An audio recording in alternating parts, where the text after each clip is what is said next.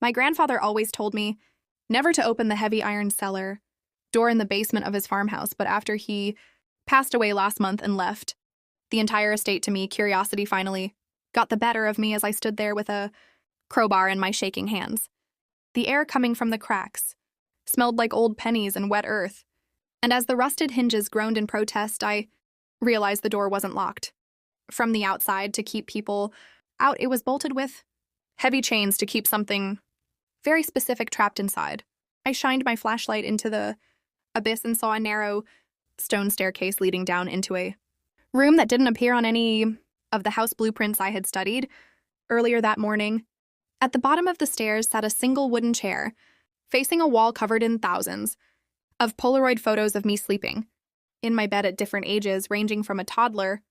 to the night before my grandfather died. I felt a cold sweat break out across my forehead because I grew up 300 miles away from this farm, and there was no possible way he could have taken these pictures without breaking into my house every single night for 25 years. I reached out to touch one of the photos, but as my finger grazed the glossy paper, the image began to move, and the version of me in the picture sat up in bed and looked directly into the camera lens with eyes that were nothing but empty black sockets. A wet scratching sound started, coming from the dark corners of the room, and I realized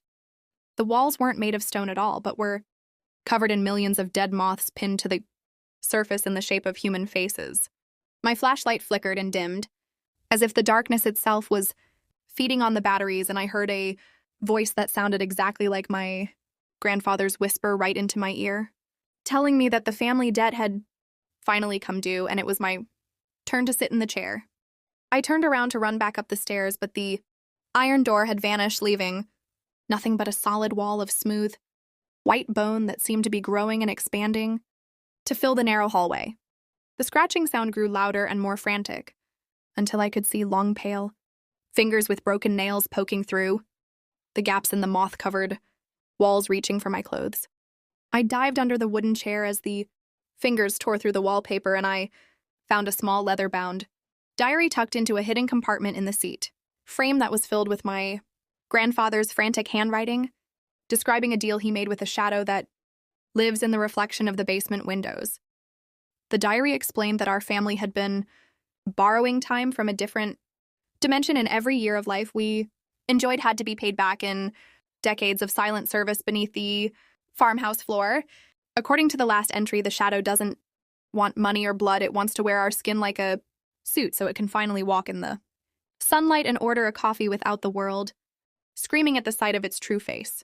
I looked at my own hands and noticed they were turning a dull, translucent gray, while my veins started to glow with a faint, sickening yellow light that pulsed in time with the scratching behind the walls. The air became so thick with the smell of moth dust that I could barely breathe, and I realized the chair was starting to sink into the floor, like it was sitting on a pool of quicksand made of human hair. Just as my knees sank into the floor, a door made of shimmering, distorted light appeared on the opposite wall, showing a view of my own bedroom back in the city, where a version of me was currently sitting at my desk typing on my laptop. I screamed for my own attention, but the me in the room couldn't hear me because the glass between us acted like a one-way mirror that only allowed the darkness to flow out. The pale fingers finally grabbed my shoulders and began to pull me backward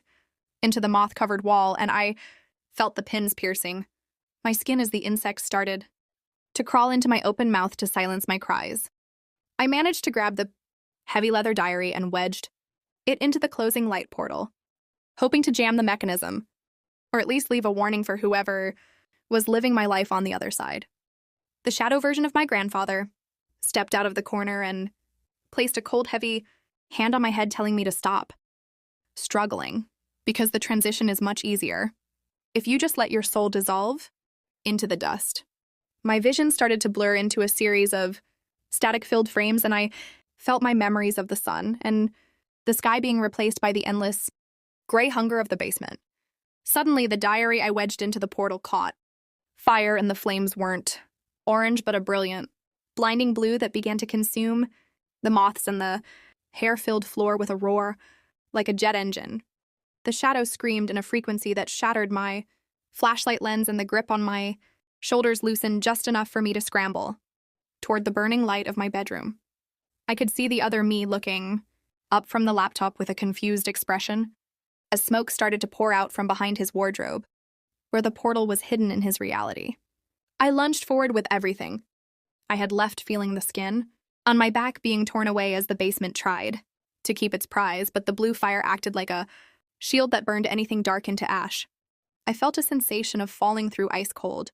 water and then a hard thud as I landed on the carpet of my apartment, smelling the wonderful scent of laundry detergent and old pizza. I looked up and saw myself standing there holding a baseball bat and looking at me with absolute horror because I was covered in gray dust and half-dissolved moth wings. We stared at each other for what felt like an eternity before the version of me with the bat dropped it and reached out a hand to help me up, but his touch was cold and his eyes flickered with that same black void I saw in the Polaroids. He leaned in close and whispered that I shouldn't have come back because now there are two of us and the basement only accepts one soul as payment for the family's borrowed time. I looked toward the wardrobe and saw the blue fire was gone, replaced by a small iron keyhole that was now installed directly into the wood of my closet door. A heavy thumping sound started coming from inside the closet, and the other me just smiled and told me he was going to go get us some dinner while I settled into my new home. He walked out of the bedroom and locked the door from the outside, leaving me trapped in a room that was slowly starting to smell like old pennies and wet earth. I realized with a sinking heart that I hadn't escaped the basement at all. I had just been moved to a new branch of the same dark tree, and the scratching sounds were now starting to come from underneath my own bed.